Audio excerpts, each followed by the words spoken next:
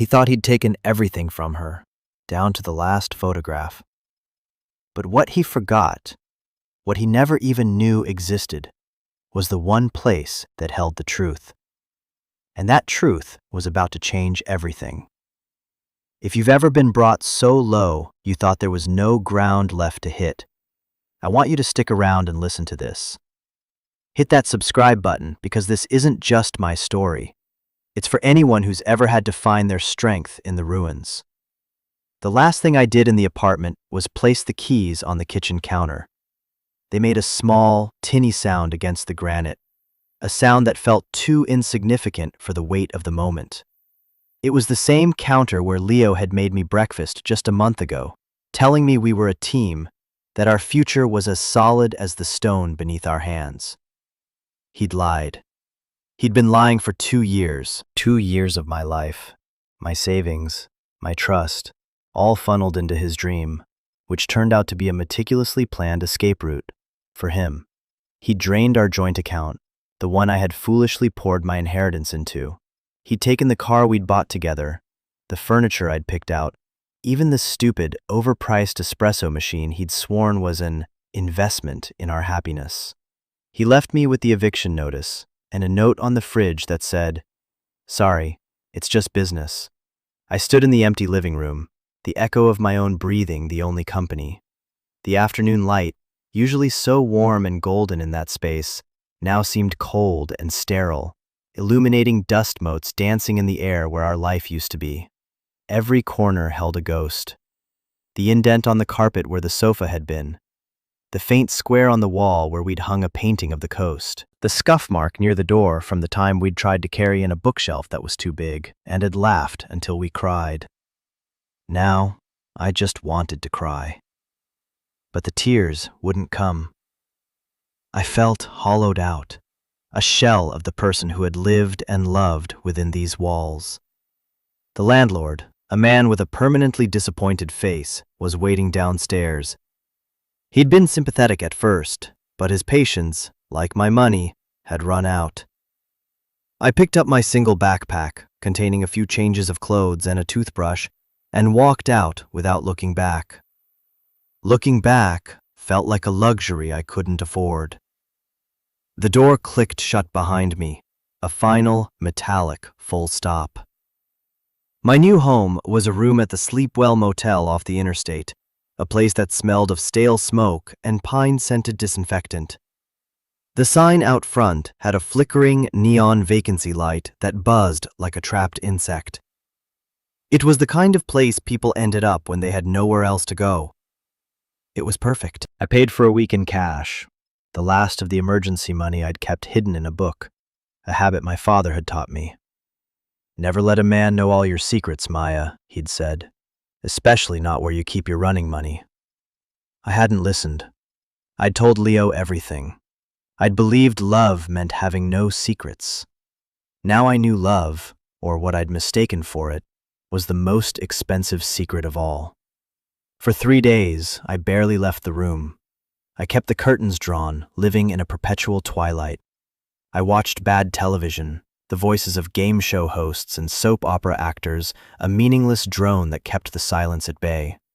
The silence was the worst part. In the silence, I could hear his voice, his promises, his laughter. In the silence, I had to face the colossal scale of my own foolishness.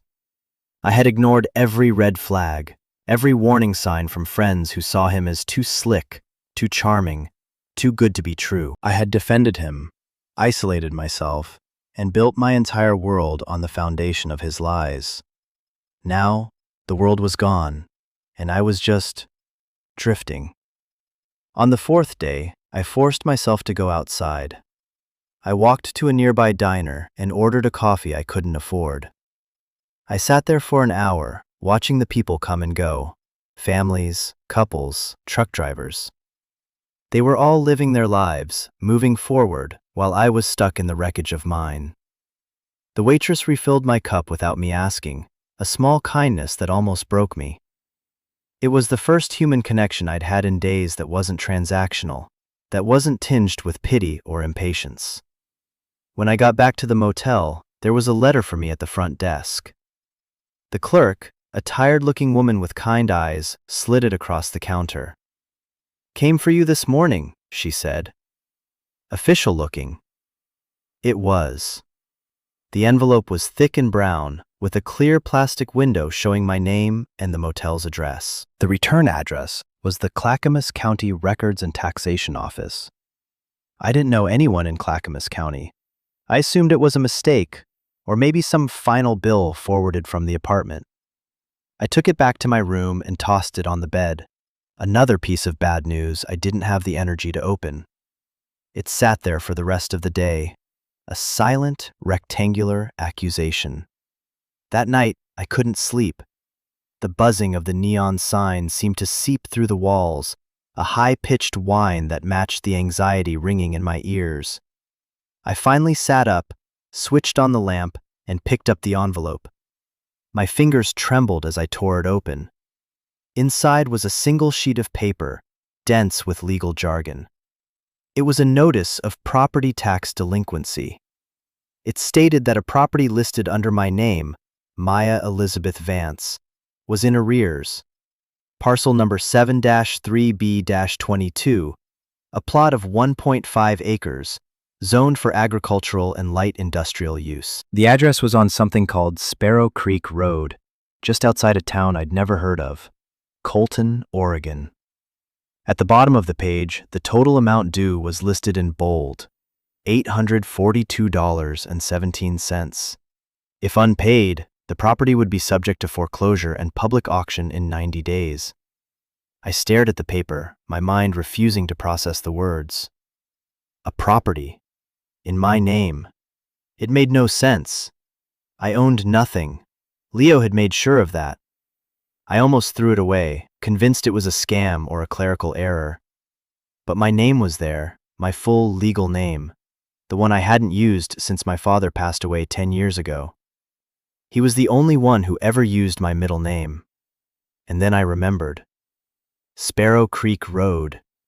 It wasn't a specific memory, more like a fragment, a half-forgotten echo from my childhood. My father, a land surveyor, used to take me with him on jobs during the summer. We'd drive for hours in his old Ford pickup, the cab smelling of coffee and sawdust. He'd point out landmarks, tell me the names of trees, explain how the curves of the land told a story. He'd mentioned that name once, I was sure of it. Sparrow Creek. He'd pointed to a dusty, unpaved turnoff and said something about it, something I couldn't quite grasp. The memory was hazy, like an old photograph left out in the sun. Could it be possible? My father had died suddenly, a heart attack at 55. He hadn't left much. A mortgaged house we had to sell, his truck, and a box of his personal effects. There was no mention of any other property, no deeds, no titles. My mother had passed years before him, so it was just me.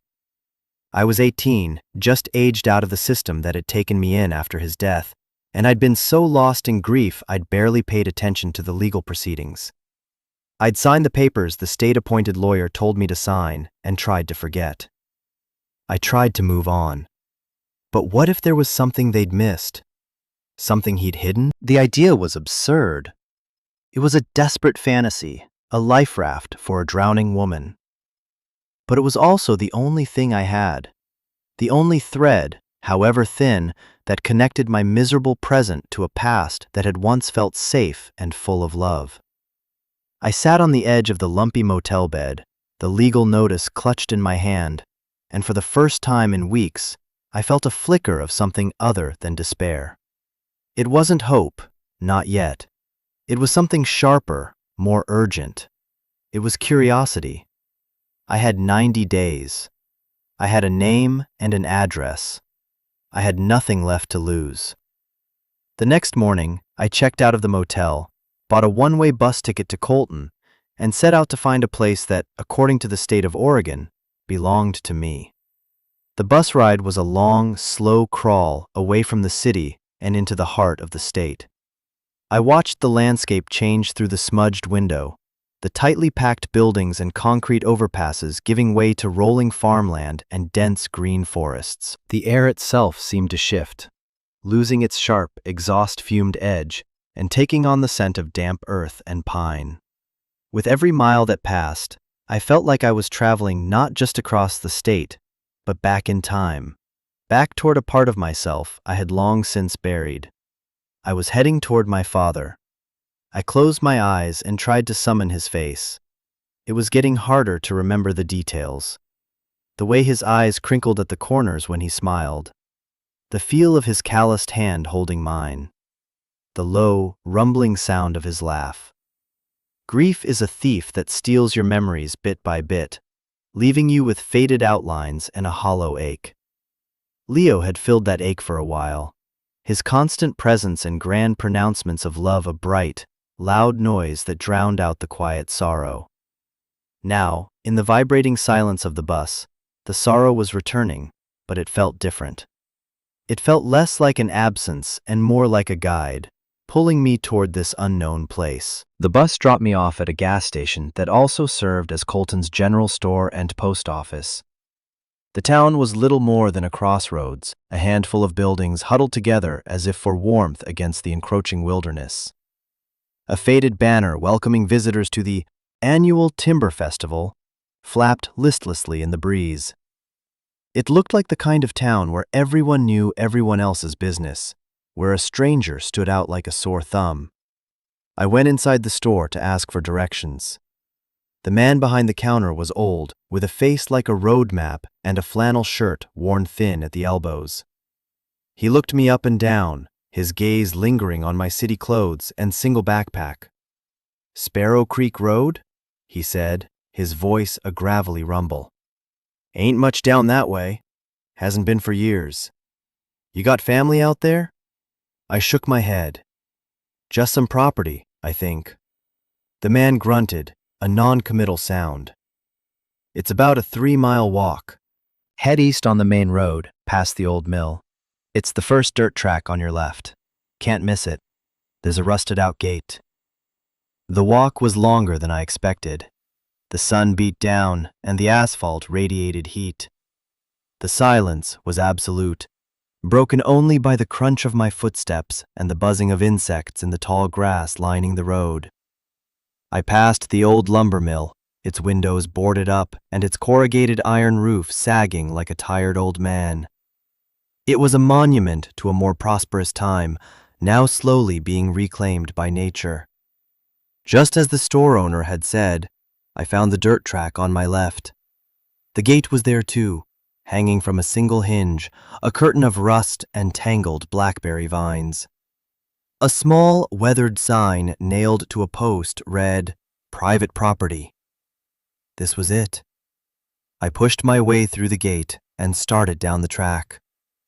The air grew cooler under the canopy of fir and cedar trees. The path was overgrown, and I had to push aside ferns and low-hanging branches. After about a quarter of a mile, the trees opened up into a clearing, and there it was. It wasn't a house. It wasn't even a cabin. It was a large equipment shed, a simple, utilitarian structure made of corrugated metal, painted a deep forest green that was now peeling and faded. It was bigger than I'd expected, maybe 40 feet long, with a high, sloping roof.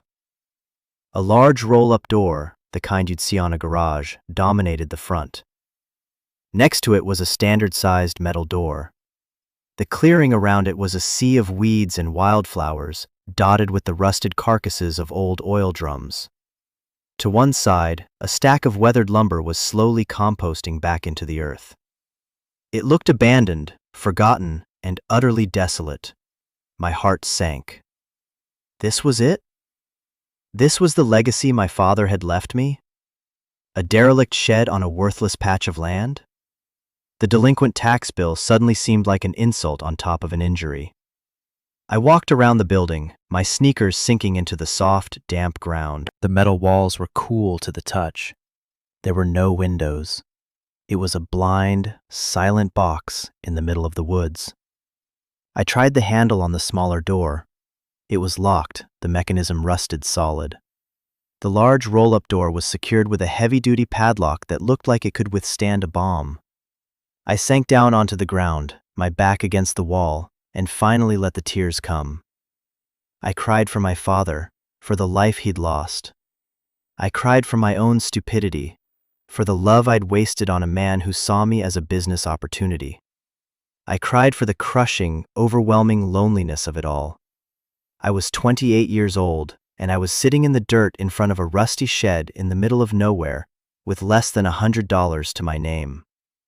This wasn't a new beginning, it was a dead end. I sat there for a long time until the sun started to dip below the trees and the air grew chilly. I knew I should leave, go back to town, find somewhere to stay for the night. But I couldn't. I felt a strange, illogical pull to this place. It was the only thing in the world that was mine. As I got to my feet, ready to admit defeat, my eyes caught something. A loose stone at the base of the concrete stoop in front of the door. It was just slightly out of place, a different color from the others around it. On a whim, driven by nothing more than a flicker of old detective novels I'd read as a kid, I knelt down and pried at it with my fingers. It was loose. I wiggled it free and pulled it out. And there, nestled in the dark, damp space beneath, was a small, oilskin pouch. My breath caught in my throat. I opened the pouch. Inside was a single, heavy, old-fashioned brass key. It was a skeleton key, the kind I'd only ever seen in movies. It was tarnished with age, but it was solid and real in my hand. It had to be for the door. My hands were shaking so hard I could barely fit the key into the lock. It resisted at first, the rusted mechanism groaning in protest. I put my shoulder into it, turning with all my might. There was a loud, grating click, and the handle turned. The door swung inward with a prolonged, mournful creak, opening into a dark, cavernous space that smelled of dust, oil, and time. I stood at the threshold, my heart pounding in my chest. I didn't know what I was going to find inside. I didn't know if it would be a treasure or just more disappointment. But for the first time since Leo had walked out of my life, I felt a surge of adrenaline, of purpose. I was standing on the edge of a mystery my father had left for me. And I was about to step inside. The interior of the shed was pitch black. The air was thick and still, heavy with the scent of motor oil, sawdust, and damp earth. I fumbled for my phone, my fingers clumsy with a mixture of fear and anticipation, and turned on the flashlight. The beam cut a sharp cone through the darkness, illuminating a scene frozen in time. The space was immense, much larger than it had appeared from the outside. The high ceiling was lost in shadow, crisscrossed with heavy wooden beams. The floor was concrete, stained with years of oil spills and grime. But it was the contents of the shed that made me catch my breath. It was a workshop, my father's workshop. Along one wall stood a massive workbench, cluttered with tools. Vices, clamps, and grinders were bolted to its surface. Above it, hanging from a pegboard, were neat rows of wrenches, screwdrivers, and pliers, their outlines traced in white paint so each one had its proper home. I ran my hand over the handle of a hammer, the wood worn smooth from my father's grip. A wave of memory, so powerful it almost knocked me off my feet, washed over me. I could see him standing right there, sawdust in his hair, a pencil tucked behind his ear, humming along to the radio as he worked. In the center of the shed sat a large, hulking shape covered by a dusty canvas tarp. I walked over and pulled at a corner. The tarp was heavy, stiff with age. Underneath was my father's old Ford pickup, the same one we had driven on those summer trips. It was a deep forest green, the same color as the shed, now covered in a thick layer of dust. The keys were sitting on the dashboard. To the left of the truck, there was a small, sectioned-off area that looked like an office. A simple wooden desk stood against the wall, a drafting table next to it. Rolls of blueprints and survey maps were stacked in a corner. On the desk sat an old-fashioned rotary phone and a metal lamp with a green glass shade. It was as if he had just stepped out for a moment and would be back any minute. I felt like an intruder, a ghost in his private sanctuary. Everything was so orderly, so meticulously arranged. My father had been a man who believed in systems, in having a place for everything and everything in its place. He'd tried to teach me that same discipline, but I'd always been more chaotic, more prone to leaving things where they fell. Looking at this space, I felt a pang of guilt, a sense that I hadn't lived up to his example. On the desk, right in the center, was a single object, a gray metal lockbox, the kind used for petty cash. Next to it was an envelope with my name, Maya, written on it in my father's familiar, blocky script. My hands trembled as I picked up the envelope. It was sealed. I tore it open and unfolded the single sheet of paper inside. The letter was short. Maya, my girl. If you are reading this, it means I'm gone and you've found your way here. I'm sorry for all the secrets. I did it to protect you. Everything you need to know is in this box. The combination is your birthday, all 4 digits of the year. I love you more than you'll ever know. Be strong. Be smart. Be brave. Love, Dad. My birthday. Of course. I knelt in front of the lockbox, my fingers tracing the cold metal. I spun the dials, my vision blurred with tears. 1994. There was a soft click as the latch released. I took a deep breath and lifted the lid. The box was packed full. On top was a thick stack of $100 bills held together with a rubber band. I didn't count it, but it looked like thousands of dollars. More money than I had seen in one place in my entire life. Underneath the cash were several stacks of documents, neatly bundled. There were legal papers, geological survey reports, and copies of correspondence. And on the very bottom of the box, there was a series of small black notebooks, the kind reporters use, filled with my father's dense handwriting. And there was one more letter, a thick envelope addressed to me. I lifted it out. It was heavy, filled with many pages. I sat down in the dusty office chair, aimed the beam of my phone at the first page, and began to read the last words my father would ever write to me. My dearest Maya, the letter began. I hope you never have to read this. I hope I get to tell you all of this myself one day, when you're older and the danger has passed. But I've learned that hope is not a plan. If you're here, it means my plan is all you have left. I'm so sorry. I know you must be confused and probably angry. You have every right to be. I've lied to you, or at least, I've lied by omission. I need you to understand why. It all started about 15 years ago, when you were just a girl. I was working as a freelance surveyor, mostly for small landowners and ranchers out here in the eastern counties. It was good, honest work. I loved being outdoors, reading the story of the land. But then a new player came to town. A big development corporation from California called Apex Holdings. They started buying up land, huge parcels of it, all along the river basin. They had big plans, luxury resorts, golf courses, exclusive housing communities. They promised jobs and prosperity, and at first, people were excited. I had to stop reading for a moment. Apex Holdings. That was the name on Leo's business cards. He was a junior executive in their acquisitions department. A rising star, he'd called himself. My blood ran cold. This couldn't be a coincidence. I forced myself to continue reading. The thing is, my father's letter went on, the land they wanted wasn't for sale. It was owned by families who had been here for generations. People who didn't want to sell, who were tied to their land. But Apex had a way of getting what they wanted. They were ruthless.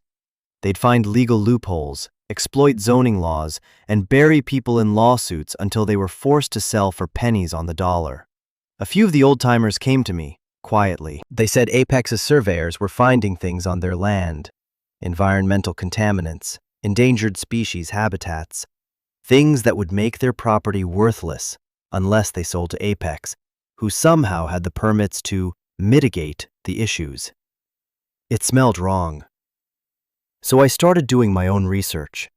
I took on a few small jobs near the Apex acquisitions, and I started my own surveys, off the books.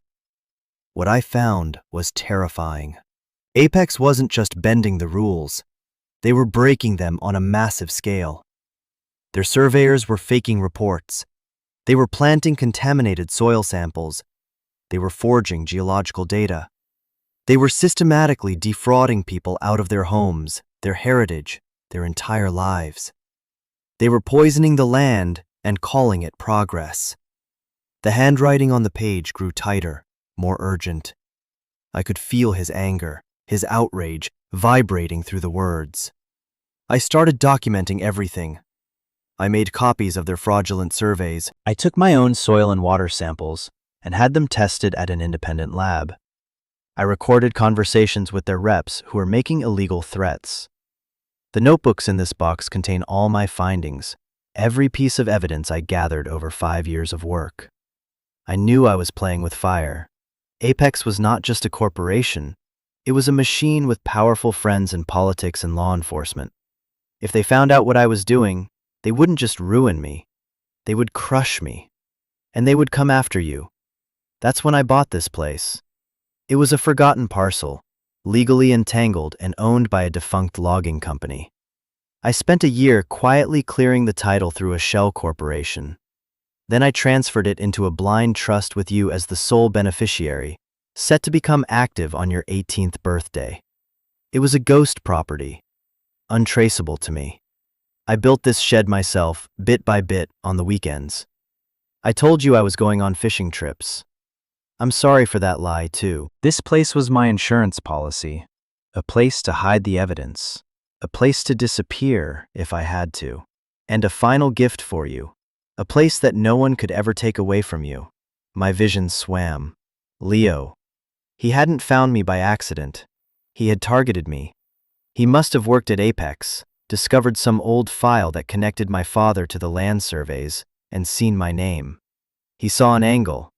Get close to the surveyor's daughter, find out what she knew, and maybe get his hands on the one piece of land his company couldn't seem to acquire. My entire relationship, the 2 years I thought were built on love, had been a corporate espionage mission. The sorry, it's just business note wasn't an apology, it was a confession. I felt a wave of nausea so profound I had to put my head between my knees. I had been a fool, a pawn in a game I didn't even know was being played. He hadn't just broken my heart and stolen my money. He had been sent to dismantle my father's legacy, to find and destroy the very evidence I was now holding in my hands. The last page of the letter was different. The writing was shakier, as if he'd written it in a hurry. Maya, something has changed. They know. I don't know how, but they know someone has been digging. I've been getting strange calls. A car has been parked down the road from the house. I think I'm running out of time. I'm moving all the original documents and samples here, to the shed. There's a hidden compartment under the workbench. The floorboard with the knot that looks like an owl's eye. It lifts right up. Everything is in there. The cash in the box is for you. To give you a start. To give you a choice. You can take the money and the truck and just disappear. Go somewhere safe, change your name, and never look back. No one would blame you. I wouldn't blame you. Or you can use what's in here to finish what I started. There's a lawyer's name in the notebooks. A man I trust. David Evans. He knows some of the story. He'll know what to do. The choice is yours, my girl. Whatever you decide, know that I did all of this because I love you. I wanted you to have a life free of all this, a life of your own making. Be strong. Be smart. Be brave. Your loving father. I sat in the crushing silence of the shed, the letter lying in my lap. The beam from my phone cast long, dancing shadows on the walls. The air was thick with the weight of my father's last words, with the burden of the choice he had just laid at my feet. Run or fight. Disappear or stand my ground. For the past few weeks, I had felt like a victim, a casualty of Leo's greed and my own naivety. But this was different. This wasn't just about a broken heart and an empty bank account. This was about my father's life, his work, his sacrifice. He had died trying to protect people, trying to fight a monster that was too big for one man to take on alone. He had died believing in justice, in doing the right thing no matter the cost. And he had left the fight to me. I felt so small, so utterly inadequate. I was just a girl who worked in a coffee shop, a girl who had fallen for the most obvious lies. How could I possibly take on a powerful corporation like Apex Holdings? They would destroy me. They had lawyers and money and influence. I had a rusty shed, a box of old notebooks, and a dwindling supply of courage. The smarter choice, the sane choice, was to take the money and run. To do exactly what my father had suggested. Find a small town somewhere in another state, get a quiet job, and build a new life where no one knew my name. I could be safe. I could be anonymous. I could forget all of this ever happened. But could I? Could I live with myself, knowing that I had run away, knowing that I had let my father's work, his very life's purpose, rot away in a hole under a workbench? Knowing that I had let Leo and Apex win? I thought about the people my father had written about, the families who had lost their land. I thought about his quiet determination, his unwavering belief in right and wrong. He hadn't run. He had stood his ground, even when he knew it could cost him everything. He had trusted me. He had trusted me to be strong, to be smart, to be brave. He had given me a choice, but in my heart, I knew there was only one path I could take. To run would be to betray him. To fight would be to honor him. My fear was a cold, hard knot in my stomach. It screamed at me to get in the truck and drive away. But underneath the fear, a different feeling was starting to burn. It was anger, a deep, slow-burning rage against Leo, against Apex, against the injustice of it all. They had taken my past. They had tried to steal my future. They would not take my father's legacy. You know, sometimes life pushes you to a ledge, and you have two choices. You can let yourself fall, or you can find a way to fly. And I think for a lot of us, we don't realize we even have wings until we're standing right there at the edge, with the wind at our back. If you've ever been at that point, if you're there right now, I want you to know you're not alone. This community, this channel, it's for people like us. People who have been knocked down but refuse to stay down. So if this is hitting you, if you feel that connection, please take a second to subscribe. It means more than you know. It tells me that these stories matter, that our fights matter. Now let's get back to the shed. I knelt down by the workbench, my phone's light scanning the floorboards. The wood was old and dark, covered in sawdust. And then I saw it. A knot in one of the boards, shaped exactly like two wide eyes and a beak. An owl. I felt a small, sad smile touch my lips. My father had always loved owls. He'd said they were wise watchers, keepers of secrets. I found a small pry bar on the workbench and wedged it into the seam. The board lifted easily, without a sound. He must have planed the edges to make it fit perfectly. Beneath it was a metal-lined cavity, about 3 feet deep. It was filled with carefully labeled document boxes and several dozen small, sealed glass vials containing soil and water samples. This was it, the heart of his investigation, the evidence that could bring Apex Holdings to its knees. I reached in and pulled out one of the notebooks. The first page had a name written on it, David Evans, Esquire, and a phone number. I didn't sleep that night. I sat at my father's desk, the green glass lamp casting a warm glow over the small office space. I made a pot of coffee on an old hot plate I found in a cupboard and read through his notebooks, one by one. The level of detail was staggering. He had cross-referenced every fraudulent survey with his own findings. He had documented dates, times, names. He had included photographs, maps, and financial records he had somehow managed to obtain. It was a masterclass in methodical, patient investigation. It was the story of a quiet, decent man who had seen something wrong and had refused to look away. As the sun began to rise, casting pale gray light through the open shed door, I knew what I had to do. My fear was still there, a constant, humming presence. But it was no longer in control. My anger had cooled into something harder, more focused. It had cooled into resolve. I found an old, dusty sleeping bag in a storage locker and managed to get a few hours of fitful sleep in the cab of the truck. When I woke up, the sun was high in the sky. The shed was filled with light, and the dust motes I had seen in the empty apartment now looked different. They didn't seem like ghosts of a life that was gone. They seemed like particles of potential, waiting to settle. I spent the morning taking stock of my new home. I found a small propane tank for the hot plate and a stash of canned food in a cupboard. There was a rain barrel outside that was half full of clean water. It wasn't much, but it was enough. I had shelter. I had a purpose. For the first time in a long time, I felt grounded. My life was no longer about what I had lost. It was about what I was going to build.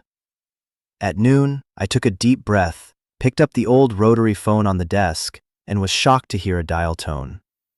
He had kept the line active all these years. My hands were steady as I dialed the number for David Evans. It rang 3 times, and then a calm, professional voice answered. Evans Law Office. Hello, I said, my own voice sounding strange and distant. My name is Maya Vance. I was given your name by my father, Robert Vance. There was a long pause on the other end of the line. For a moment, I thought he had hung up. Then, the voice came back, softer this time, laced with something that sounded like weary surprise. Robert's daughter, he said. I'll be damned. I wondered if this day would ever come. Where are you, Maya? I'm at his workshop, I said. On Sparrow Creek Road. I found what he left for me. Another pause. Don't move, he said, his voice now firm, authoritative. Don't talk to anyone. Don't let anyone onto that property. I'm in Portland. It's a 2-hour drive. I'm leaving right now. The line went dead. The next 2 hours were the longest of my life. I paced the length of the shed, my mind racing. What if this was a mistake? What if Evans couldn't be trusted? But my father had trusted him, and right now, my father's judgment was the only thing I had to go on. I sat by the door, watching the dirt track, waiting. Finally, I heard the sound of a car approaching. A sensible, dark blue sedan rolled into the clearing and parked next to my father's truck. A man got out. He was in his late 50s, with graying hair and a kind, intelligent face. He wore a rumpled suit, as if he'd thrown it on in a hurry. He looked around the clearing, his eyes taking in the shed, the truck, and finally, me. Maya? He asked. I nodded. He walked over and extended a hand. His grip was firm and reassuring. David Evans, he said. Your father was a good man, one of the best. I led him inside and showed him everything. The box, the notebooks, the hidden compartment. He spent over an hour in silence, carefully examining the documents, his expression growing more grim with each page he turned. Finally, he looked up at me, his eyes full of a heavy sadness. It's even worse than I thought, he said. Robert told me he was looking into some irregularities, but this is a conspiracy of staggering proportions. This is enough to put people in prison for a very long time. He looked at me, his gaze direct and serious. Your father was a hero, Maya, and he was a very smart man. By putting this property in a blind trust under your name, he created a legal firewall. Apex can touch this land without going through you.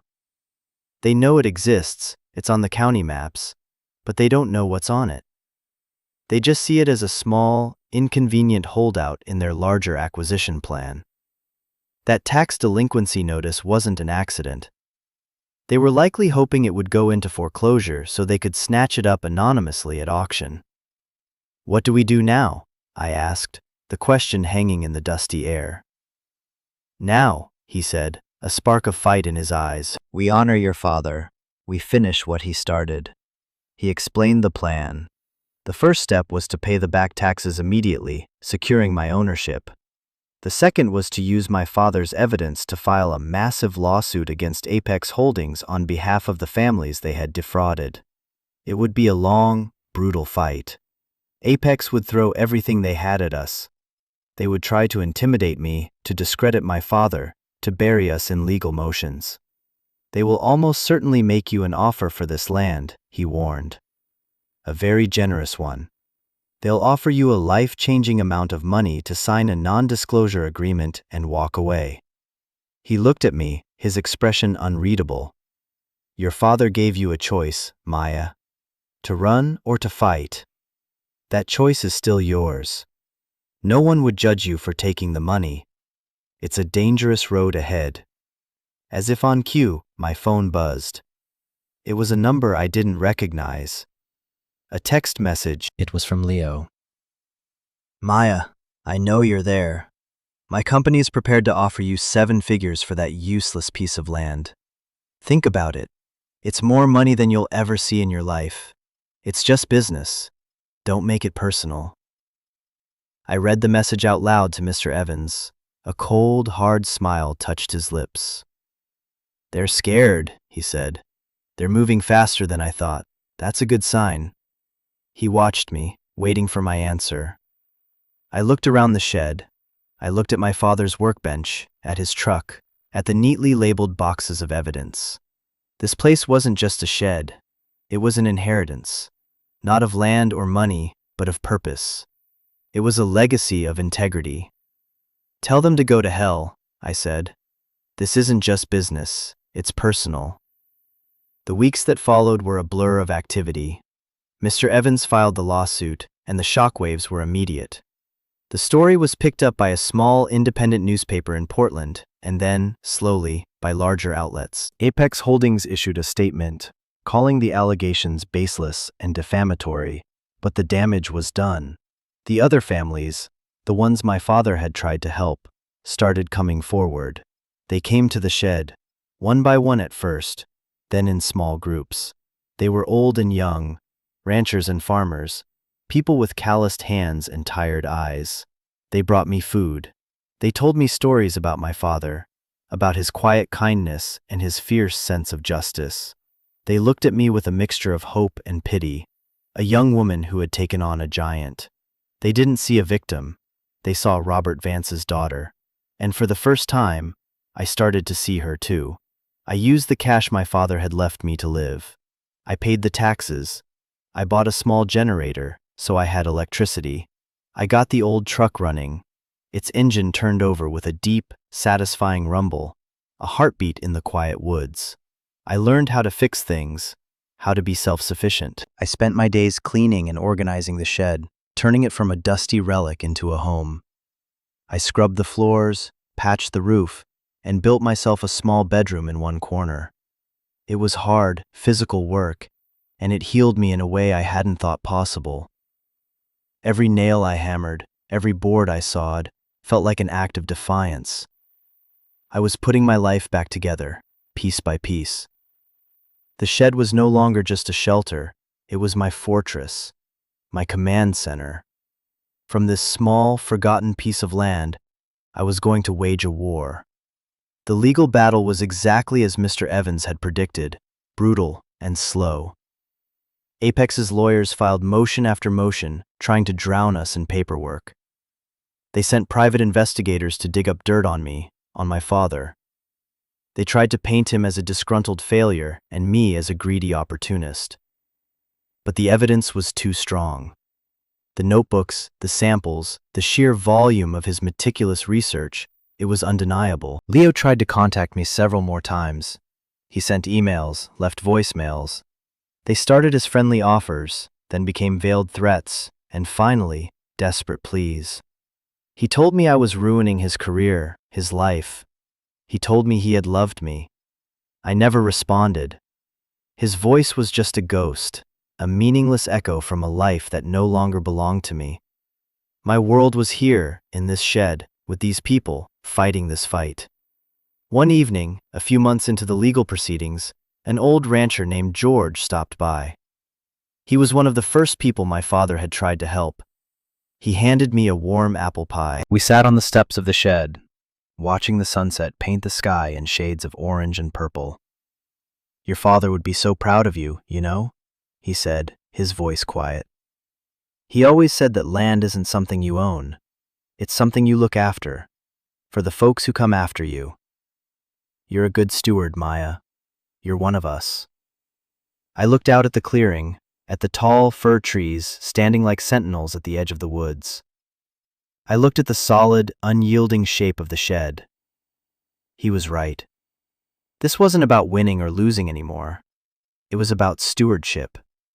It was about protecting a legacy, a community, a way of life. It was about turning a place of secrets and sorrow into a place of strength and hope. The fight isn't over, not by a long shot.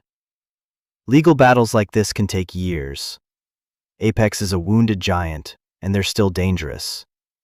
But something has shifted. The power dynamic has changed.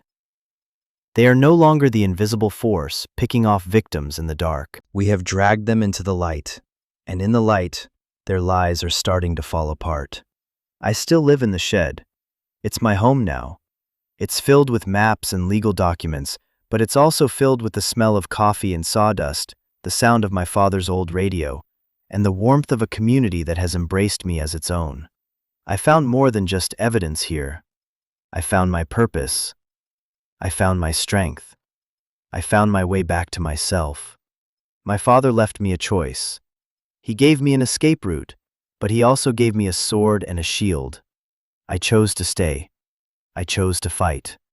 And I would make that same choice every single day. Home isn't a place with four walls and a roof. It's the place where you stand your ground. It's the place where you know who you are and what you're fighting for. For me, it's a rusty green shed in the middle of the Oregon woods. It's the last, best gift my father ever gave me. And it's the one thing they will never, ever be able to take away. What this whole journey taught me is that the most valuable things we inherit aren't always things we can sell. Sometimes, it's a story, a responsibility, a fight that needs finishing. And finding the courage to take up that fight, that's how we truly honor the people who came before us. I want to know what you think. Have you ever discovered a secret from your family's past that changed everything? Have you ever had to find strength in a place you never expected? Share your story in the comments below. I read everyone, and I believe that by sharing our experiences, we remind each other that we're not alone in our struggles. Thank you for listening. And if you haven't already, please subscribe and join our community. There are more stories to tell, there are more fights to be won, and we'll face them together.